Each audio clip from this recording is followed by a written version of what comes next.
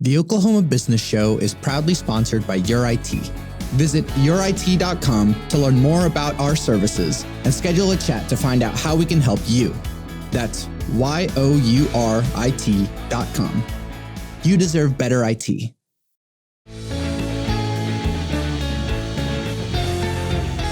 I'm Chris Mraz, and welcome to the Oklahoma Business Show, where we speak with business owners and leaders about their struggles, successes, and things they've learned along the way.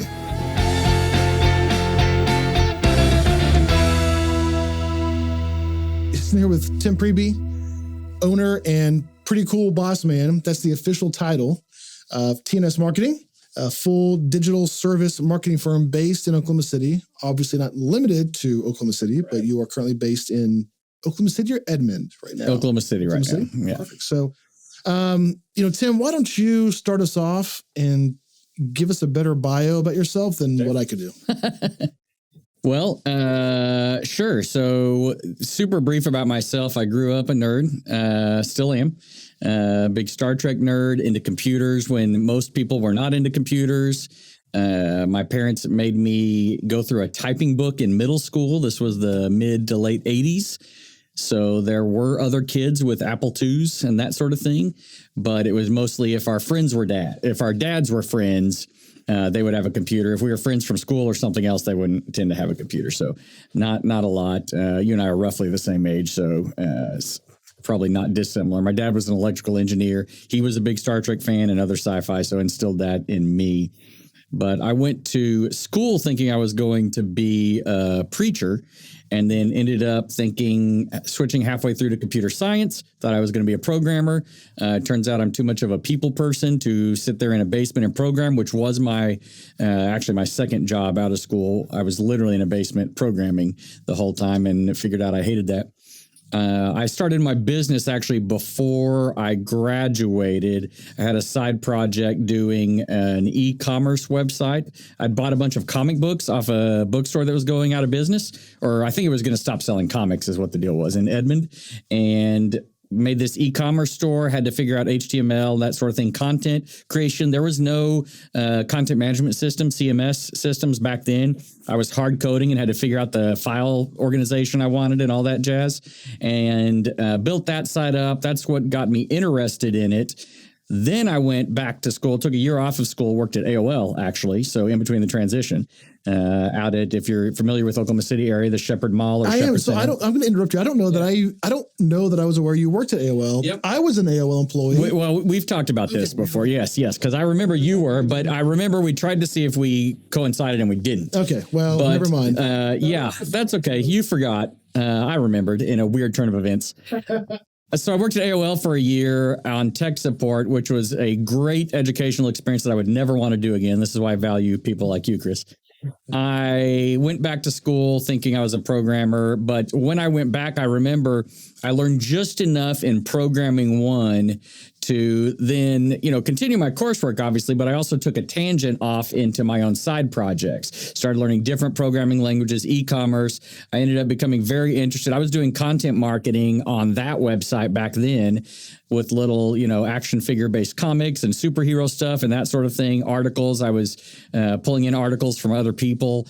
And but that kind of started me interested in the web development and the marketing side of things. It was interesting because I didn't end up doing content marketing for my agency for years, but I had done it on that in that business. And I didn't even talk about this, but Star Trek magazine I ran in high school. You and I may have talked about that before, but so I did content in all of those areas, and then eventually decided through spending some time programming in a basement that's not what I wanted to do. And I went full time with T&S, 2006, 7, something like that. I started the company in 3, and then it was like 6, 7, 8, somewhere on there. I went full time at it and started out website developing and ended up going into content marketing, social media, SEO, online video, branching into a bunch of different areas, marketing automation now. It's kind of all a blur over the years, but. So you mentioned that you were doing some content marketing early on. Did you call it content marketing? No. Okay. So, no. So what would you call it back then? I mean, I was just trying to get traffic to the website so people would buy this surplus of comic books I had purchased. And eventually I started buying stuff off eBay and reselling it. But again, kind of comic book nerd related stuff. But no, I would not. No, we didn't. There was no name for it. No. So was that something you just thought, hey, I'm going to write articles about these comics, or what was some of that content? Goal was always to write. In fact, I remember in high school specifically when I would get an issue of the magazine together and I wrote almost nothing in it. I was like, this is great. This is fantastic.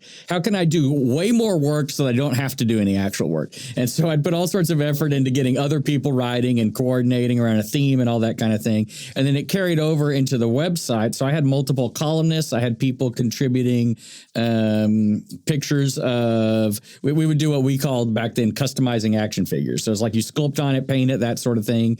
And so I would get other people to shoot pictures of their figures and put it on my site to get more. And I wasn't even worried about SEO at that point, so which images don't have the same SEO power that articles do, but they were visually very appealing. And so I'd get people to do that. I remember I would do it myself sometimes and run. I had a camcorder running into a video in card on my PC. So before digital cameras were a thing. So it was, but no, the goal was just to get traffic to the website however I could. And so especially if I got other people writing things, now guest posting has sort of come and gone, but I was having people guest post, back in the early 2000s, write these articles so that they would share the links and get people to my website. So what I'm hearing is that you, Tim Priebe, invented content marketing. Essentially, yes. That's what yeah. Well, I'm going to put a star next to that one. That's pretty good. It's funny. We talk about from web developing to digital marketing. Was there a time where a website was considered the digital marketing and now things have been added into it? Or is it just recognizing that there are more aspects that you could offer to your clients to help their profile? How did that come to be? Yeah, so that's a great question. So from an industry standpoint, I think around the time, so when I launched T&S in 2003, you could do email marketing, but the capabilities weren't really there that are there today. And you had a website, and of course the capabilities weren't there that are there today on the website either. I mean, that's when I started, we were hand coding sites in, what did I use? I can't remember what I used to use now, but a text editor. And some people still like that. And I still dip into that occasionally because I'm still a nerd. But from an industry standpoint, in 2003, that's all it was, essentially was websites. And so we started out and considered ourselves. I had this weird head trash and preconceptions about what an agency meant and had imposter syndrome, and which I think I still have some of that. I think every business owner has that. But I didn't consider ourselves an agency. So it wasn't until maybe 5, 6, 7 years ago that I started calling us an agency. So I just thought, no, we were a small company. But anyway, we were a web design company. And I remember the first real big service I added on, I went to actually one of the local chambers that had an SEO thing, educational event. And I thought, well, I don't know anything about SEO. And I'd love to start offering it or see what I, need to learn, get some basics. And this was for the general public, right? It wasn't for, expert. It wasn't for a web design agency, but I went anyway. And at the end of the meeting, I said, well, I already knew all that. I didn't realize how much I knew. And so almost immediately started offering that as a service. So that came along pretty quickly from an SEO standpoint. Of course, content SEO is not something that really existed back then, but certainly all the technical things that existed and I didn't realize I knew about. So you say you didn't know about it. Yeah. Was this something that you realized you had learned elsewhere? Or was it just what you felt to be common about how to write a website? I had learned it, some of both. So some of it I had learned along the way. Some of it, and in fact, this carries over to today, some of it I just thought, well, that's just best practice when building a website. Right, but how did you know it was best practice? Over time, I had done experimentation, right? Building a lot of websites. I was and am constantly in learning mode. I mean, I don't think you could be in my industry. I think anyone should be in constant learning mode. I don't think you could survive in my industry without being in constant learning mode. But I had just picked it up along the way and also developed strong opinions of my own. And again, I hadn't realized I developed strong opinions of my own. I actually disagreed with something they said in the class. I still remember this. And I thought, oh, well. And I pushed back with a few questions. but I don't, in my memory anyway, I didn't push back hard on it. But I thought, oh, not only do I already know all this, but I have some strong opinions on some of it. So it really was just kind of a sponge type thing. And then some of it, again, I just hadn't considered SEO. And so even today, when we build a site, often a client will call me and start asking about SEO, which I'm happy to have clients invest additional for SEO. But then we'll start looking at their actual website and pulling up Google and looking at different things. And I'm like, no, you're ahead of, what is this saying? You don't have to be faster than the bear. You just have to be faster than your friend. And so I'll be like, no, you're already ahead of all your competitors on here.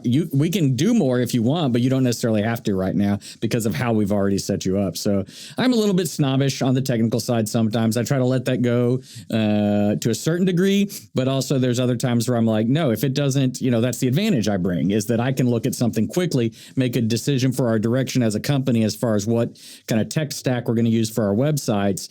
And it's an advantage that kind of these WordPress kids that know how to build a WordPress site, which we use WordPress, so nothing against that, but it's an advantage they don't have. And there's a place for them in the market, 100%. But yeah, you mentioned being snobbish about technology. Yeah. What do you mean by that? Well, so... And I do want to circle back to how we built on the other services over the years also. But what do I mean by that, Chris? That's a good question. No, for example... I'll put a star next to that question. That was a good one. I will look... Okay, so WordPress has a concept called blocks that allows you to make a fancy layout. Years ago, that didn't exist, and so there was this whole market, and still is, of things called a page builder, right? So a drag and drop interface. So at a certain point, it made business sense for us to switch to a page builder. And so even though, again, my technical knowledge, at the time, I used to hand code WordPress plugins and themes. Literally, there was one time we needed a plugin and I coded it over a lunch, I remember. So I had gotten pretty efficient, but I still thought this is not the most efficient option. I want to do this page builder thing. So I started looking into the page builders. And it had to have a good user interface, right? One of the things I wanted to do was my designers be able to get in there and work on things. But also it had to have good code. So the actual underlying code that you can't see, that had to be good and solid and not be convoluted. It had to have good reviews. It had to have good staying power, have been around for a long time. And the code it generated, which, you can, if you're using Chrome, any website you pull up, you can right click, inspect element and look at the code, the HTML code, CSS code. Well, I look at that and people think it's like the Matrix, where they're looking at the code and seeing the woman in the red dress, but I'm looking at it and I'm kind of judging the code based on it. And it's a strength I bring. And then the rest of my team doesn't have to have that strength, at least not to the same degree I do. But it helps me look at it and say, I know all the technical things going on this website from the ground up. Now, not every minutia, but I can get in there and find out if I need to. I know what they actually mean. And so it brings some advantage. Literally yesterday, I was talking to a fellow agency owner that we work with a lot. And I just said, that was actually today. And we were looking at Google Analytics because they're making a transition. And I said, yeah, if you actually do structure your URLs this way, everybody structures their URLs like this. Which is as short as possible. So WordPress, you can pick how long your website address is when you write a blog or something. And everyone puts this structure around it that's as short as possible because they read somewhere and it's prevalent across all the information that shorter URLs are better for SEO. And that's a very simplified thing. It's also like I was talking to you earlier, I think, but I don't think we were recording it. But it's a tiebreaker, right? If you're neck and neck with someone else, yes, a shorter URL. If that's the only difference, then that's going to help break the tie. Okay. But in reality, putting like the year and month in the address means it actually loads faster from the database that way. And Google cares about how fast your website loads. And it also means that you can go easily into like Google Analytics and search for all my blog articles from 2021. Like how many blog articles in 2022 did I write that are still ranking in 2023, for example? Okay. And so I can just punch in the year number and I can also say, well, I'm just going to punch in the year and month and see how that specific month's doing. So there's all sorts of things you can do. So there are advantages. So having that deep technical knowledge often comes in helpful. There was some functionality we needed on a website a couple of weeks ago, and I spent 20 minutes, which is longer than I like to spend doing this stuff, but just writing custom code to do a very simple breadcrumb thing. Again, someone else would just go find a plugin that had a million features and also had a breadcrumb feature. And I said, no, I don't want to do that. I'd rather spend 20 minutes writing the code and keep this all clean on the back end, fast loading, all that stuff. So, well, obviously with your technical knowledge has helped get you to this 20-year mark, which 20 years for any business is incredible. So congratulations on that. Thank you. Excited to see what the next 20 hold for you. But, during that 20-year journey, can you maybe think of any big turning points specifically you've had along the way? Yeah. So one of them was kind of the next stage in us adding all those services. So we struggled financially for years. I mean, we had our only recurring service for a long time was website hosting, right? Because that's what we did for the first, I'm going to ballpark it and say about 8 years. We added SEO, so that was a thing. But our SEO at the time was just all initial setup, which is all not, arguably all you needed back then. Definitely arguably, because it's way more complicated than that. But you could get a lot of mileage, especially in the Oklahoma City metro area, on if that's where my clients' customers were. On just doing kind of one-time setup and then done. So our only recurring revenue is website hosting, and we didn't even have that for a long time. And, we'll say 15 years ago, I know we were at like $10, $20 a month, something like that for hosting. So not great. So not doing well financially. And I remember very specifically, I was at my doctor's office getting a checkup, and he'd been a client. We'd done a couple websites for him, and I was asking for free blood pressure medication because I didn't have any money to pay for it. And so he was getting me some samples, and he thought, hey, I actually got, and I won't say who he is, but I got banned from Google AdWords, which it used to be called, for no good reason, but I want to sink all that money into social media. And I know you teach classes on social media, which I was doing. We were not offering services. In fact, I was looking for a strategic partner to refer the work out to. But he said, I know you teach classes on social media. I want you to manage my social media. Well, I'd seen a lot of models that didn't work. Oh, and he said the other important thing was, he said, I've got $1,000 a month to spend on this. I want you to manage my social media. And I was like, okay, well, I need $1,000 a month, because at the time I had freaking like 9 employees or something. I mean, some of them were part-time interns, but I've always paid my interns. So I paid everybody. So I thought, well, yeah, there was one month not long before that. You and I may have talked about this before, but where I remember I sold a half-price mobile website. And that was the only thing I had sold in a month. And, rent was still due and everybody wanted their paychecks. And so anyway. People always wanted their paychecks. I know, so picky. So I said, give me 2 days. I've seen a lot of ways that I think social media shouldn't work. I haven't seen a way I'm okay with it working. So give me 48 hours and I'll get back with you. And then like literally the next week. And so I got back with him and he said, yeah, let's move forward. And I think the next week and I'll name drop here because I don't care. But Mike Crandall, right? I was meeting with Mike Crandall, and it was, he and I had met like a year before. I had a salesperson on staff. They said Sandler is horrible. Later, I figured out they had to literally have Googled what reason Sandler is horrible to actually even find these results that they had brought me. So as it turns out, it was just a salesperson that didn't want any accountability. All right. I fired him later. But a year after that conversation with Mike, with Crandall, I came back to him and said, hey, let's talk again. I want to see if there's any way we can work together. And so I was actually conveying the story from the week earlier about how he's a horrible salesperson and had literally tried to get some free meds off my doctor. And that's how I managed to sell this additional service I was doing. And for me, it was an example of how bad I was at sales. Well, Crandall stops me and says, okay, hang on. We're going to circle back to how bad you are at sales, because I agree. But I don't think he said that. But he said, what are you doing for him? And so I launched into it, and Crandall became my second client based on that conversation about for really ongoing content, right? Which for us started as social media. Crandall, he recalls this differently than I do, but because he's still, you know this, but for the listeners, he's still a client, and we've been strategic partners and clients of each other's for years now. And so I can trace thousands and thousands and thousands of dollars of my business directly back to my relationship with him. But he says he wanted social media. My recollection was he heard that and said, could you do that same thing for email marketing? Because he had an email account with some random provider that their corporate office was recommending at the time. And he was just having trouble keeping up with it. And I said, sure. Oh yeah. If there's anything I can do at consistency. I was horrible at consistency at the time, but my idea was that's why people hire us, is because we're consistent. So that was a huge turning point, those 2 clients. And then I think I added 1 or 2 more. And then I said, I've got to lock this down for like at least 6 months.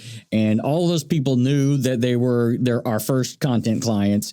And so we changed, we experimented and figured out our process and ironed out all the kinks. I say all the kinks, not all the kinks, but ironed out a bunch of the kinks in that first 6 months, and then started taking on new clients. And it might have been a year. I think it was 6 months. So, well, I think there's tons of great things in there, but I think one thing that caught my attention was you were looking for a partner that you could refer these people to. Yep.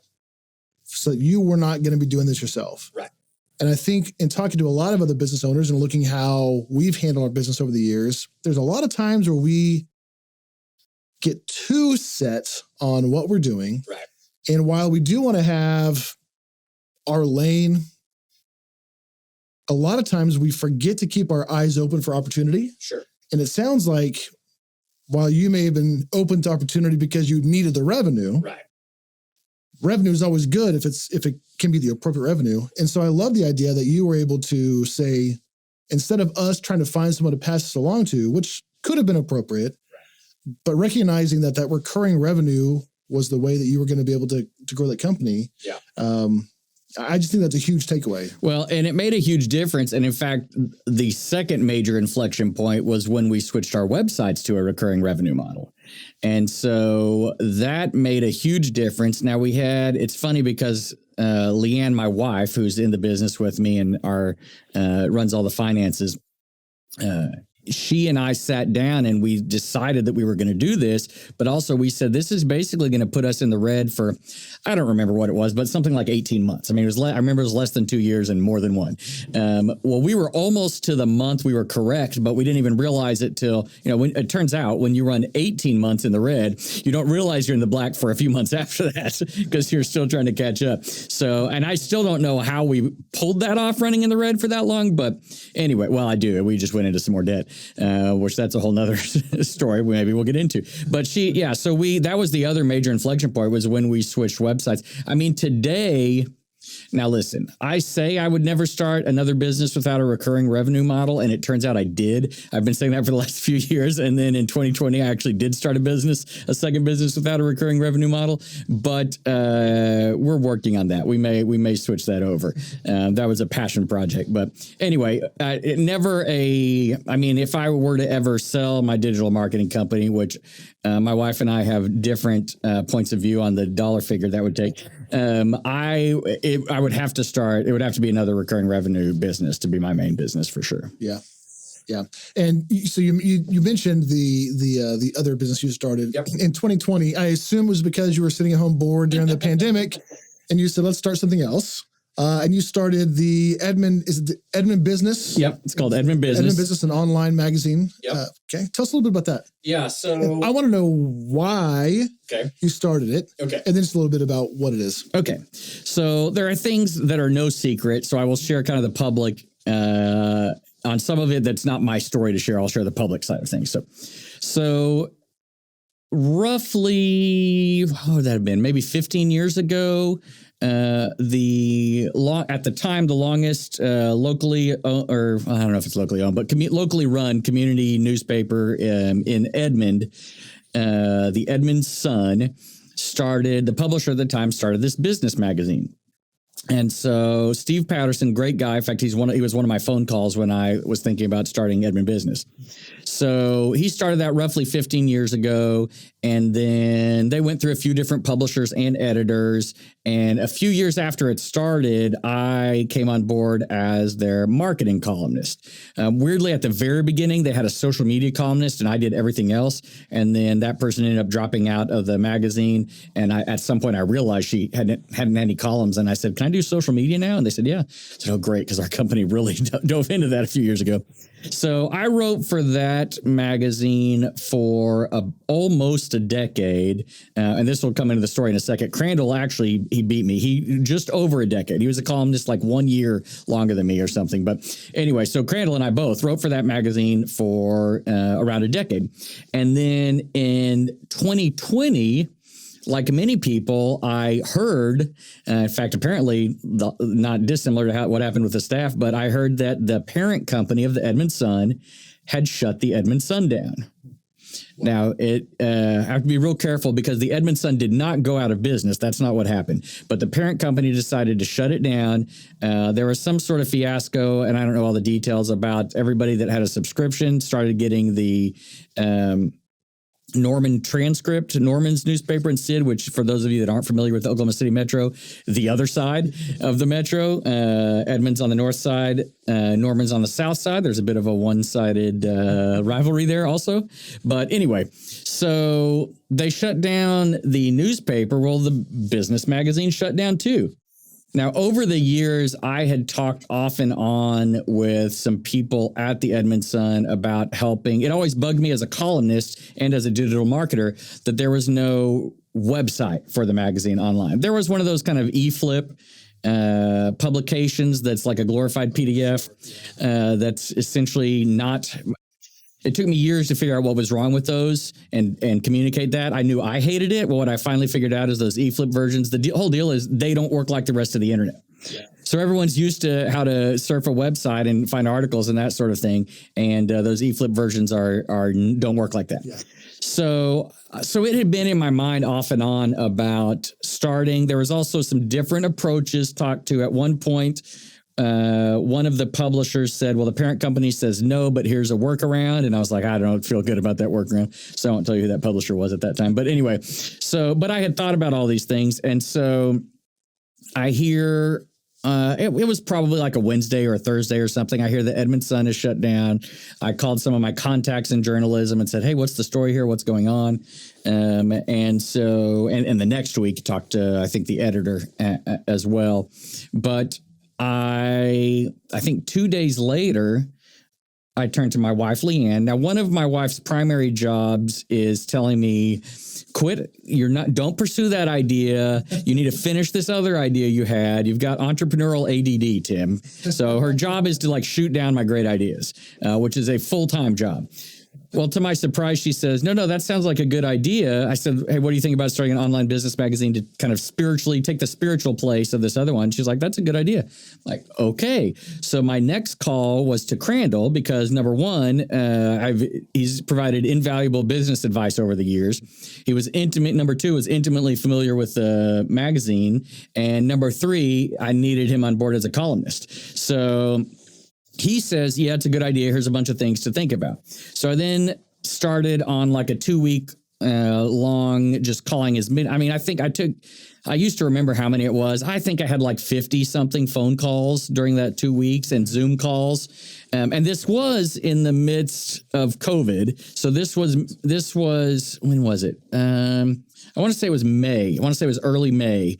And so I made all these phone calls. I got the stories together, just tons of contributors. That led to a problem later, by the way. Just tons of people coming out of the woodwork, contributing, excited about the idea. And so we launched on... Which is great. I mean, when you're trying to do something new, right, and you have a ton of people rallying behind you, that's a good encouragement. Yes, it helps. And it was a huge encouragement. They didn't all disappear later, but it became more, it gave me an unrealistic expectation of how easy it was going to be to get content on an ongoing basis. We launched on June 1st, 2020. And so we've been going, what is that, 2.5 years now? 2.5 years now. And there were definitely struggle. I mean, my CPA said, Tim, this has to be a separate business. You can't run it under your marketing business. Well, there's a fairly well-known company in the Edmond area that owns a marketing company, and I believe under the same company runs a magazine. And so I thought that was fine. I just assumed that's how I would do it too. And my CPA told me, no, don't do it like that. So I had to start another company, had to pay. And it was weird how he told me that, and then I had to pay him to set up the new company. I'm just kidding. I trust this guy. But so I immediately went out and did sales. There's a lot of wisdom there. Yeah. So that was good of him to do that. So I did a bunch of sales to get them enough money to pay him super quickly. So I was selling people blind, people that I knew, but there was one or two that I didn't know nearly as well, but selling people blind on advertising in this magazine. And I had a few strongly held beliefs, and like I never wanted to charge for content. I didn't want to have 5 million ads. You know the experience. You go on a local news provider, they shall remain nameless. You go on their website to read their articles, and there's just 5 million ads. And so I didn't want that. I wanted to be super clean. And of course, I ended up building the website and everything. So we built the website, gathered the stories, all that initial stuff, decided things I felt strongly about, had 50 conversations, and launched in 3 weeks. Okay. Now, those design choices to keep it minimal and clean, Yep.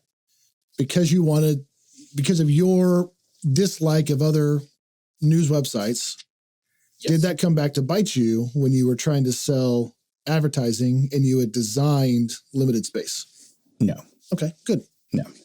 Yeah, no, that was, and the whole reason I started it was for me first, right? As a reader, I wanted to publish the kinds of articles I wanted to read. Now we do now publish articles that I have come to accept the general public or business community wants to read that don't necessarily all interest me. I should say I find them all interesting, but they wouldn't have been my go-to on somebody else's website to read, if that makes sense. But I'm almost always our first target market. Is Tim going to like this? And if the answer is yes, then it's related to business and it's related to the Edmond area, then it's probably going to go in the magazine. So awesome. Yeah. I love that. Demographic you put together there. I'm curious if you can think about your clients you've had over the years.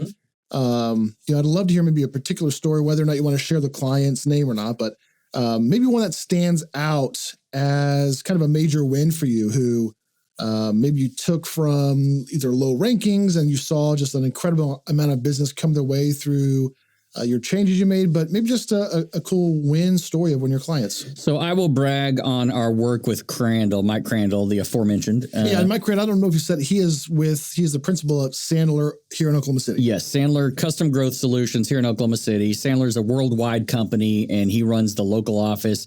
Is very well known, has a lot of prestige worldwide both within the organization and with his clients. But part of that due to our work for him, if I do say so. So when I started working with Mike, again, I look at the things I did early on with him, and I'm like, how in the world did that work? I didn't know what I was doing. And I knew what I was doing, just didn't know as much as I know now. So at a certain point, about 3 to 5 years in, he was getting, and I may butcher some of the details, but he was getting phone calls from some of the offices up in Canada that were pissed off. And so he comes to me and tells me, he's like, hey, some of these offices are pissed off. And I'm like, well, why are they pissed off? And he said, well, when somebody up in Canada searches for us, for a Sandler office, we're coming up before the Canada offices. I said, oh, okay. And so it had all been, content SEO work we had done over the years that at the time, other offices were not doing. And in fact, at the time, their corporate office wasn't really doing either. Now, I think I've had some influence on what the corporate office does now. They do a lot of content now, a significant amount of content, so much that I'll get new clients that are, a lot of our clients are Sandler offices elsewhere in the country or world, and I'll get them on, and I just don't have to do the things I did for Crandall 10 years ago, because Home Office is putting out, they call it Home Office, but it's putting out so much content. But yeah, that's a huge success story and really just a small part of it. We've done a lot of stuff with Crandall. He's really good, and we have several clients that are like this, that are really good about being guinea pigs. And so, in general, they understand the risk of being guinea pigs. But in fact, one interesting story that has both been a success and is a good demonstration about the downfalls of being a guinea pig. So I came to Mike one time and said, hey, I think we should try doing some giveaways. I think it could help build your email list up, which it did, but it had a side benefit I'll get into in a second. That's by far the primary benefit for him and everyone else we're doing it for. But I said, I think we could build up your mailing list by getting some email addresses through these giveaways. And of course, they'll be targeted. They'll be giveaways. We're not giving away $1,000 Cheesecake Factory gift cards, but giving away things that appeal to your ideal prospect, your ideal client. So we run the first giveaway, and we've done that for years. Actually, I'll circle back around to the first giveaway. So we've done that for years now, and as it turns out, the list of people entering the giveaway, if approached correctly, can be an amazing list of people to prospect to. Sure. Again, you have to approach it the right way. But so that's what Crandall and his team do, is they use that list, and we do a giveaway every single month for them. And we've been doing that for 6-7 years now. Well, I think that's expected nowadays that when people are entering these contests, they realize now that they're going to have that marketing list, and whether or not they unsubscribe on day one or not is. Right. But I'm curious. One, I want to just point out that having clients that you can test with are critical. Yes. And so I love the fact you were able to identify a few of those. If that's not something you're doing in your business, I encourage you to do so. Find your top clients, and obviously you want to mitigate any negative effects of the testing. But that's a great resource to have within your own organization, people that you can talk to and experiment with. Yeah. But second to that, when you started these giveaways 5-6 years ago, was it expected that list was going to be used for marketing after the fact, or was this just something you kind of thought would be a fun thing to test? I don't know what Crandall thought. I thought this is just building your email list. So I'm not sure how long it took him. So you say marketing. So I think the assumption was we would market to them afterwards. I don't know that the assumption was that Mike and his team would use that as a prospecting list. But I also know. So stop there for a second. Yeah. What do you see as the difference between a prospecting list and a marketing list? Okay. So marketing list is... And it's funny because we're a HubSpot partner now. And so I've come to this kind of definition somewhat through how they're set up. Okay. But it's not, I don't think it's wrong. And it's a good, there are cases it's wrong, so that's not true either. But I think in general, marketing is one-to-many conversations. So meaning one organization or person or whatever, getting a message out there to as many people as they can, whereas sales is a one-on-one conversation. And again, that's not to say there can't be like team selling where there's more than one salesperson. It's not to say there can't be team buying. I'm sure you've hit that where you walk into an organization and there's multiple people sitting down in the room for your meeting and you're like, oh, this is a surprise. So that's kind of at least somewhat of the differentiation I make now between marketing and sales. So certainly they were added to our email list, right? Where we were sending them out our ongoing newsletter at the time. I don't think we did much else then, but where we were sending them out Crandall's online or his newsletter on a regular basis. But then also they were getting those one-on-one touches, some of them anyway, of phone calls and emails from Mike and his team. So I'd be curious. There's no way to go back and ask, but I'd be curious if those who were entering in the giveaway or who are now, if on that end, if they expect it, because for me personally, if I when I sign up for something, I know that I'm going to get emails from them, and I fully expect that I'm going to get voicemails for them because I don't take their calls. But I fully expect they're going to reach out in a couple different ways. So. That's good. I like the idea of thinking through expectations and quickly identifying benefits that maybe you didn't expect. So okay, that's important. And downfalls. So this is the story I was going to share earlier. Downfalls you didn't anticipate, right? Because that's inherent with someone saying, yes, I'll be a guinea pig. So that first giveaway, our email blast that we sent out to his already existing list was worded in such a way that several people who did not have a high attention to detail, which is how I'm wired naturally too, read the email, hit reply, and said, thanks. It was for a workshop or something. So they said, thanks, Mike. Looking forward to it. Thanks for inviting me. They all thought they had gotten the free seat in the workshop. And no, he was giving away one seat in the workshop. And so we worked on the wording then. But Mike's been great. We've probably done dozens of guinea pig type stuff with him, and maybe half a dozen have had an incident like that. So I still to this day don't know exactly what he did. I know what I would have done, but he's not wired the same way as me. So I don't think I would have just given everybody a seat and called it a loss that time and fixed it next time. He's not wired the same way as me. So he may have nicely told them, enter to win, please. Gotcha. But I don't know. So, well, so we're coming towards the end of our time today. Yep. We always ask this question at the end. So what's the one piece of technology you can't live without? Oh man, we're so technology based at our organization. I could not do, I mean, the simple answers are laptops. Yeah, I couldn't do it without our laptops for sure. Okay. Easy one. Yep. So I want to take a second, and if anyone wants to connect with you, if they want to learn more about the services TNS offers, how can they connect or reach out to you? Yep. So they can go to our website at tandsgo.com. That's TANDSGO.com. Stands for Tim and Sons. So they can visit us there, and then all our social links are on there. Our newsletter signups on there as well. And we've got a blog with just tons of digital marketing information if that's something they're into. Awesome. Well, Tim, thanks for being here. We've known you for a long time. Yep. This is not as terrible as I expected. So thank you. Thank you very much. You're very welcome. Happy to help.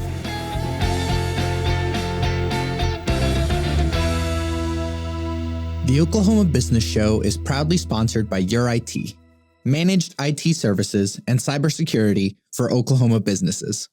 Are you a business leader who's frustrated with your current technology, worried about cyber threats, and too damn busy to handle it yourself? Your IT makes IT easy, with clear and transparent pricing and the ability to customize services to fit your unique business needs. Visit yourit.com to learn more about our services and schedule a chat to find out how we can help you. That's yourit.com. You deserve better IT.